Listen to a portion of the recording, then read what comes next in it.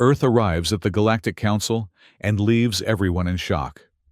As Colonel Nguyen boldly exposes the Council's secret classification of Earth as a threat, broadcasting station-wide, she ignites revolution among oppressed species who form a protective barrier against approaching guards. The unprecedented alliance forces a historic vote, shattering millennia of hierarchical rule and establishing a new galactic order based on equality. The year was 2197, and humanity had finally perfected the space-time distortion engine, enabling travel between the stars. The space station, Seagull, once the command center of the interstellar program, had now become the departure point for Earth's delegation to the Galactic Council. Colonel Maya Nguyen stood at the observation deck of the Seagull, her gaze fixed on the vast emptiness of space. The stars twinkled like diamonds against the black canvas, but Maya's thoughts were elsewhere. As the commander of Earth's delegation, she carried the weight of humanity's future on her shoulders. She was determined but skeptical of alien alliances, a trait that had both defined and limited her career. "Colonel, the final systems check is complete," announced Lieutenant Rivas, the security chief, interrupting her thoughts. "The Gaia's voice is ready for departure." Maya nodded, her expression betraying nothing of the storm brewing inside her. "And the signal? Any change?" "Still broadcasting on all frequencies. Ma'am, the invitation to join the Galactic Council remains open." The invitation had appeared suddenly, 3 months ago, on every frequency known to humanity. It had caused a global sensation, excitement, fear, and everything in between. Governments worldwide had debated endlessly about how to respond. Some advocated immediate acceptance, eager to join the interstellar community. Others were more cautious, suspecting hidden motives behind the seemingly benevolent invitation. "Very well," Maya said, turning to face Rivas. "Inform the crew we depart in 30 minutes. As Rivas left, Maya's personal communication device chimed. It was a secure message from Earth Command. "Colonel Nguyen, remember your primary directive. Protect Earth's sovereignty at all costs. The Council's motives remain unclear. Proceed with caution. Earth Command." Maya closed the message, her resolve hardening. She would represent humanity with dignity, but she would not allow Earth to be manipulated or controlled by alien powers, no matter how advanced they might be. The Gaia's voice was a marvel of human engineering, sleek, efficient, and equipped with the latest space-time distortion technology. It wasn't the largest or most impressive vessel in the galaxy, Maya was sure, but it represented the pinnacle of human achievement. As she boarded, she felt a surge of pride tinged with apprehension. The command deck was bustling with activity as the crew made final preparations for departure. Mikhail Petrov, Earth's economic ambassador, was reviewing data on his tablet, his brow furrowed in concentration. Dr. Satoyumi, the linguistics expert, was calibrating the universal translator, her fingers dancing across the holographic interface. And Lieutenant Rivas was briefing the security team, his voice low but authoritative. "All stations report ready, Colonel," announced the ship's AI. Maya took her place in the command chair. "Initiate departure sequence." The Gaia's voice detached from the Seagull with a gentle shudder, then accelerated away from Earth's orbit. The space-time distortion engine hummed to life, creating a bubble of altered physics around the ship. Stars stretched into lines of light as the vessel accelerated beyond conventional speeds, heading toward the coordinates provided by the Galactic Council. As they traveled, political pressures mounted. The peace faction, represented by Mikhail, advocated for cooperation and integration with the galactic community. The skeptics, voiced through Lieutenant Rivas, proposed maintaining distance and caution. "We must approach this as an opportunity, Colonel," Mikhail argued during a strategy meeting. The technological and economic benefits of joining the Council could propel humanity forward by centuries, Or it could surrender our autonomy to alien powers we know nothing about, countered Rivas. We have no idea what their agenda is. Maya listened to both sides, weighing their arguments. We will proceed with diplomatic openness, she decided, but we will not compromise Earth's sovereignty or security. Is that clear? Both men nodded, though neither looked entirely satisfied.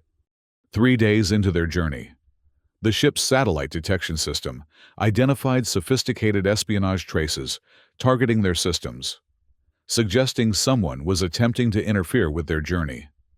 Maya immediately ordered enhanced security protocols. Can you identify the source? She asked Dr. Sato, who had been called to help analyze the intrusion patterns. Not precisely, Dr. Sato replied, studying the data. But the algorithms are unlike anything in our databases. This is definitely not of human origin. Maya's suspicions deepened. Could it be the Council, testing our defenses? Or another species entirely? Rivas suggested. We might be entering a political minefield we know nothing about. Double the security on all critical systems, Maya ordered. And prepare a formal protest to present to the Council upon our arrival. If this is their doing, I want them to know we won't tolerate such intrusions. The journey continued, tension building with each passing day. Then, finally, they reached the Silent Zone, the region of space-time distortion created by the Council's technology. The view outside the ship's windows transformed dramatically. Space itself seemed to bend and twist, creating impossible landscapes of light and color. Massive structures floated in the void, some organic in appearance, others crystalline or seemingly made of pure energy. Magnificent, breathed Mikhail, pressing his face against the observation window like a child at a candy store. Maya remained stoic, though inwardly she too was awed by the spectacle. Stay focused, she reminded her team. Remember why we're here. As they penetrated deeper into the Silent Zone, a communication channel opened automatically. Earth vessel, Gaia's voice. This is Galactic Council Station Control, came a melodious voice that seemed to bypass their ears and resonate directly in their minds. Follow the guide lights to Docking Bay Epsilon 12. Maya frowned. According to the information they had received, Epsilon Sector was a peripheral area, far from the Council's central chambers. Council Station Control. This is Colonel Maya Nguyen of Earth. We were expecting to dock in the Central Alpha Sector, as befits a diplomatic delegation. There was a pause before the voice responded. Earth vessel. Alpha Sector is reserved for established Council members. Epsilon 12 has been designated for your arrival. The implication was clear. Earth was being kept at arm's length, relegated to a secondary status before negotiations had even begun. Maya exchanged glances with her team. This was their first test. Should they show goodwill by acquiescing to this slight, or assert Earth's dignity by demanding equal treatment? Council Station Control, Maya replied firmly. Earth comes as an equal partner in galactic affairs. We respectfully request docking privileges in Alpha Sector, in accordance with diplomatic protocols. Another pause, longer this time. Request denied. Earth vessel. Proceed to Epsilon 12. Maya's jaw tightened. Maintain position, she ordered her pilot. Do not proceed to Epsilon 12. Colonel, Mikhail protested, this is not the hill to die on. We can... If we surrender our dignity before we even dock. Ambassador Petrov, what message does that send about humanity's place in the galaxy? Maya turned back to the communication system. Council Station Control. We will remain at our current position until this matter is resolved appropriately. The standoff lasted nearly an hour. Finally, the voice returned, noticeably less melodious now. Earth vessel, you may proceed to Beta 7 Docking Bay. This is our final accommodation. Maya allowed herself a small smile. Beta Sector was still not central, but it was a significant improvement over Epsilon. Acknowledged Council Station Control. Proceeding to Beta 7. As they approached the massive Galactic Council Station, a structure that dwarfed anything humans had ever built, Maya prepared to meet the Council representatives. She, Mikhail, Dr. Sato, and Lieutenant Rivas would form the initial contact team. "Remember," she briefed them, "we represent not just ourselves, but all of humanity. Dignity, caution, and respect at all times." The docking procedure went smoothly, and they were met at the airlock by three beings so different from one another that Maya momentarily lost her composure. The first was a towering crystalline entity that refracted light in mesmerizing patterns, Administrator Lorien, as it introduced itself telepathically. The second was a bulbous organic creature with multiple tentacles and eyes, Commander Arthul, speaking through a mechanical translator attached to what Maya assumed was its torso. The third was a swirling mass of pure energy contained within a hovering metallic frame, Observer Ellis, whose thoughts somehow translated directly into sound waves. "Welcome to the Galactic Council Station." Administrator Lorien's thoughts echoed in their minds. "We are pleased to receive Earth's first delegation." Maya stepped forward. "On behalf of Earth and all humanity, we thank you for your invitation and look forward to productive discussions regarding Earth's inclusion in the galactic community." "Yes, yes." Commander Arthul's translator buzzed. "Much to discuss. Many protocols to establish. Earth is unique." The way Arthul emphasized unique made Maya uneasy, but she maintained her diplomatic smile. "You will be shown to your quarters." Observer Ellis's energy form pulsated as it spoke. "Tomorrow, you will be given a tour of the station, followed by preliminary discussions about Earth's potential role in the Council." Maya noted the word potential, but chose not to comment on it. "Thank you for your hospitality." As they were led through the station's vast corridors, Maya and her team marveled at the diversity of life forms they encountered. Beings of all shapes, sizes, and compositions moved through the hallways, some acknowledging the humans with curiosity, others with apparent indifference. Their quarters in Beta Sector were comfortable, but clearly designed for visitors rather than permanent representatives. Maya noted the subtle messaging in every aspect of their treatment. They were guests, not equals. While Dr. Sato and Lieutenant Rivas settled in, Maya asked Mikhail to accompany her on a seemingly casual walk through the accessible areas of their sector. In reality, she wanted to gauge the political landscape of the station. "Notice how the different species interact," she murmured to Mikhail as they observed a gathering area. "There's a clear hierarchy." Mikhail nodded. "The crystalline beings like Administrator Lorien seem to be at the top, followed by the energy entities. The organic species appear to have varying status levels." "And where do you think they intend to place humans in this hierarchy?" Mikhail's expression was grim. "Based on our reception, near the bottom." Maya's suspicions were confirmed the next day during their tour. Their guide, a minor crystalline entity, showed them only public areas and repeatedly deflected questions about governance structures and decision-making processes. That evening, while Maya was discussing the day's observations with her team, Mikhail received a notification that his economic credentials had been approved for access to the station's commercial database, a courtesy extended to all visiting delegations. "I'll see what I can learn," he promised, retiring to his quarters with his datapad. Hours later, Mikhail burst into Maya's room, his face pale with shock. "Colonel, you need to see this," he whispered, glancing nervously at the walls as if they might be listening, which, Maya reflected, they probably were. On his datapad was an internal council directive he had accidentally accessed through a cross-referenced link in the commercial database.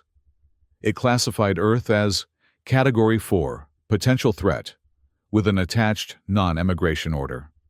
"They're planning to quarantine us," Mikhail explained, his voice barely audible. "Once we formally join the Council, Earth will be placed under travel restrictions. No human ships will be permitted to leave our solar system without council approval. Maya felt cold fury building inside her. They invited us here under false pretenses. This isn't about welcoming Earth to the galactic community.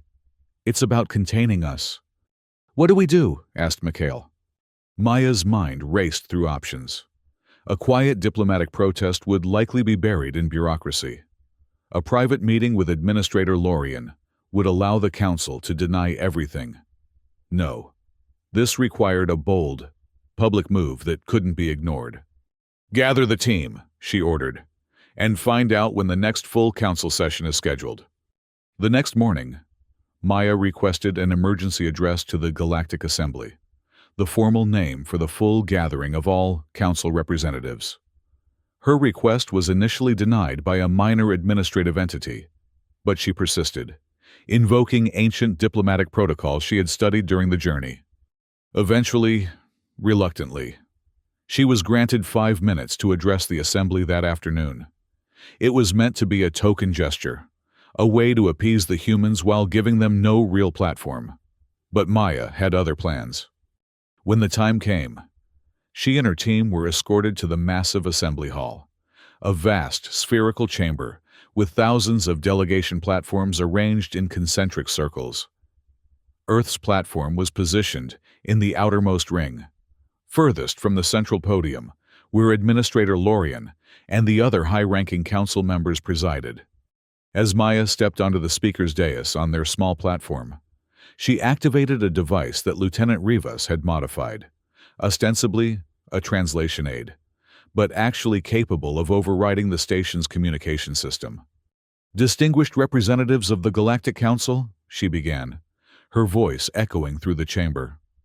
"I come before you today with grave concerns about the true nature of Earth's invitation to this esteemed body." She paused, making eye contact with as many different beings as possible. "Last night, we discovered a classified council directive categorizing Earth as a potential threat and imposing travel restrictions on our species before we have even joined your ranks." A murmur rippled through the assembly. On the central podium, Administrator Lorien's crystalline form darkened ominously. "This is an unauthorized topic," Lorien's mental voice boomed. "The human representative will cease immediately." Maya ignored the command. With a nod to Rivas, she activated the override device. Suddenly, her voice was broadcasting not just in the assembly hall, but throughout the entire station. "I speak now to all beings on this station," she continued, her voice steady and clear. "Earth came here in good faith, seeking friendship and cooperation. Instead, we have found deception and containment. The Council leadership planned to imprison humanity within our own solar system, restricting our development and exploration without our knowledge or consent." The assembly erupted in chaos. Many delegates were clearly hearing this information for the first time. Administrator Lorien's form pulsated with what Maya interpreted as rage. "Security protocols activated," announced a station-wide voice. "Unauthorized transmission detected. Galactic guards dispatched to Assembly Hall." Maya pressed on, knowing her time was limited. "I ask all representatives, is this how the Council treated your species as well? Were you also classified, restricted, and manipulated? Is this truly a council of equals, or a system of control by the powerful few?" Before she could continue, armored figures, the Galactic Guards, began pouring into the assembly hall. Administrator Lorien's mental voice thundered over the chaos. "The Earth delegation is spreading dangerous misinformation. They will be escorted back to their vessel and contained until this matter can be properly addressed." The guards moved toward Earth's platform, while other security personnel began herding delegates out of the hall. Outside, through the massive viewports, Maya could see dozens of enforcement vessels moving to surround the Gaia's voice. Tension reached its peak as the guards approached their platform, weapons at the ready. Maya stood her ground, her team flanking her protectively. The confrontation seemed inevitable, until something unexpected happened. Delegations from dozens of smaller species, those positioned in the outer rings near Earth, began to form a barrier between the humans and the approaching guards. A reptilian being stepped forward. "We stand with Earth," it announced, its voice translated through multiple systems. "We, too, have suffered under the Council's classification system. We, too, have been restricted and controlled." Another delegation joined them, then another. Soon, a significant portion of the assembly was in open revolt against the guards. "This is unprecedented," whispered Dr. Sato, watching the scene unfold. "They're defying the Council leadership for us, for strangers. Not for us," Maya realized. For themselves. We just gave them the catalyst they needed. Commander Arthul, who had remained silent throughout the confrontation, suddenly moved to Administrator Lorien's side, engaging in what appeared to be an intense private exchange. Other high-ranking council officials joined them, clearly divided in their responses to the situation. Taking advantage of the confusion, Dr. Sato approached one of the Allied delegations, a species of small, insect-like beings with advanced technology visible on their exoskeletons. "Can you help us establish a direct communication network?" she asked them. "Something outside the Council's control?" The beings chittered excitedly, producing tiny devices that they attached to the humans' translation equipment. Suddenly, Maya could understand the thoughts and words of every allied species in the hall, transmitted instantly and without the Council's filtering systems. "We need to formalize this alliance," Maya told the gathered representatives. "Not just as a protest, but as a legitimate alternative to the current power structure. I propose the formation of an equality alliance, a coalition of species dedicated to true cooperation and mutual respect." The idea spread rapidly through the instant communication network. More delegations joined their cause, forming a growing bloc of opposition to the Council leadership. Meanwhile, the division among the Council's high officials grew more apparent. Commander Arthul and several others had physically separated themselves from Administrator Lorien's group, indicating a significant internal schism. "The foundation is crumbling," Mikhail observed. "The Council has maintained control through information management and species isolation. Once those tools fail..." Maya nodded. "We need to push for a formal vote, not just among the Council leadership, but including all represented species." Such a vote was unprecedented in Council history. Traditionally, only the highest-ranking officials made decisions, with other species expected to accept their wisdom without question. But the growing Equality Alliance had the numbers to force the issue. Through the new communication network, Maya and her allies drafted a simple resolution. The Galactic Council would be reorganized according to equal plurality principles, with all species having equal voting rights, regardless of technological advancement or longevity in the Council. When they formally submitted the resolution, Administrator Lorien attempted to dismiss it without consideration. But Commander Arthul, in a surprising move, invoked an ancient Council protocol that allowed for a full assembly vote, if supported by representatives from at least one-third of all member species. The Equality Alliance easily met that threshold. "This is madness." Administrator Lorien's mental voice resonated with barely controlled fury. "The Council has maintained galactic peace and order for millennia through the wisdom of its established members. You would destabilize everything for an untested democratic experiment?" "Democracy is hardly untested," Maya countered. "Many of our species, including humanity, have found it to be the most just and stable form of governance. Perhaps it is time for the galaxy to benefit from our collective wisdom, rather than just the perspective of a privileged few." The vote was scheduled for the following day, giving all sides time to lobby undecided delegations. Maya and her team worked tirelessly, connecting with as many species as possible through their new communication network. They found that many had harbored similar grievances against the Council, but had never had the opportunity or courage to voice them. When the historic vote finally came, it was conducted openly, with each delegation's choice visible to all.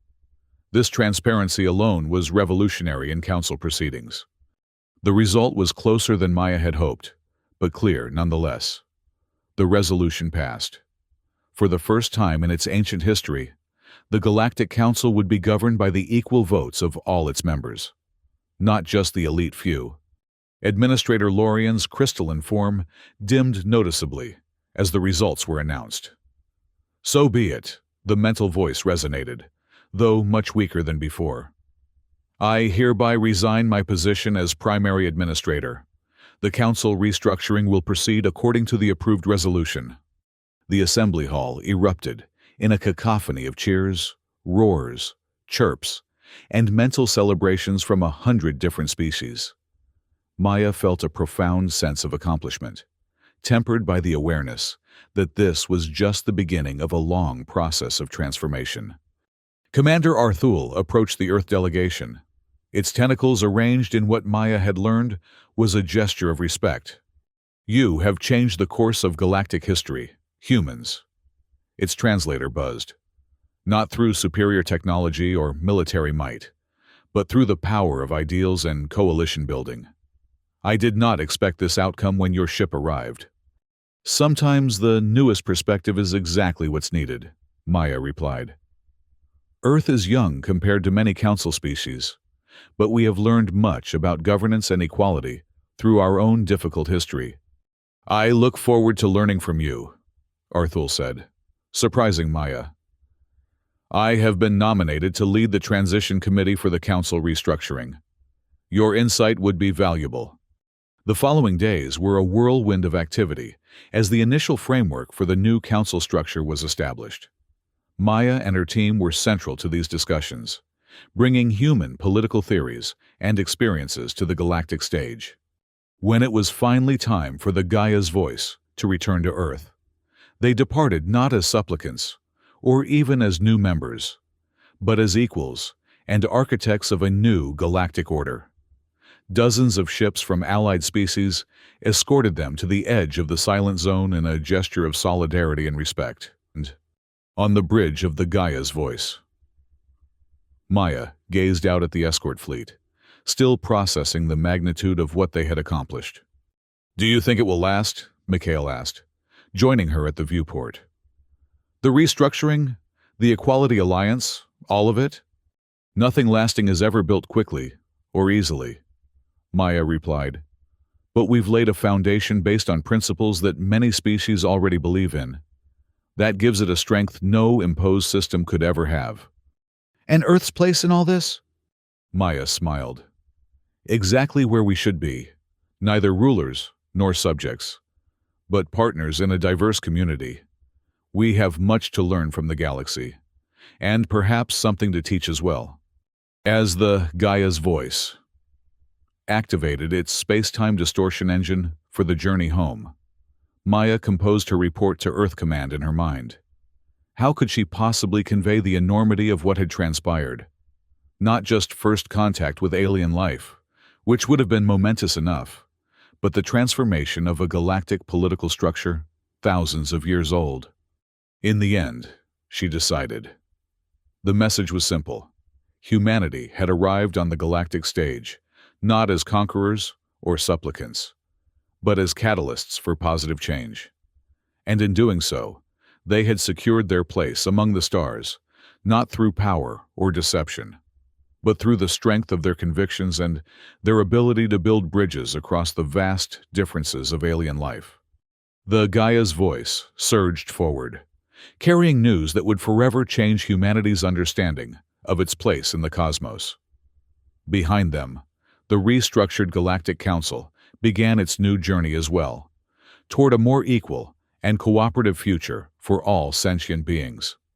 As they entered Earth's solar system 2 weeks later, Maya gathered her team for one final briefing before they would be swept up in the inevitable media storm awaiting them. "What we've achieved goes beyond diplomacy or politics," she told them. "We've demonstrated that principles can transcend biological, cultural, and evolutionary differences. That's a powerful message not just for the galaxy, but for Earth as well." "So what happens next?" Lieutenant Rivas asked. "We build," Maya said simply. "The Equality Alliance is just beginning. Earth has the opportunity to help shape a galactic community based on mutual respect rather than power hierarchies. It won't be easy, and there will be resistance from those who benefited from the old system. But the foundation is laid." As the blue-green sphere of Earth grew larger in their viewports, Maya felt a profound sense of both completion and beginning. They had departed as explorers, venturing into the unknown. They returned as architects of a new galactic order. The space station, Seagull, came into view. Now just one small node in a much larger network that would soon span between the stars. Maya thought about the countless generations of humans who had looked up at the night sky and wondered if they were alone in the universe. Now, they knew not only that they weren't alone, but that they had a meaningful role to play in the cosmic community. "Prepare for docking," she ordered, straightening her uniform. "And prepare to make history." The Gaia's voice slid gracefully into its berth at the Seagull, completing a journey that had changed everything. As the airlock doors prepared to open, Maya took a deep breath. Beyond those doors lay a future none of them could have imagined when they departed. A future where humanity's voice would be heard among the chorus of the stars, equal and valued. She stepped forward as the doors parted, ready to tell Earth the extraordinary story of how its first delegation to the stars had arrived at the Galactic Council and left everyone in shock.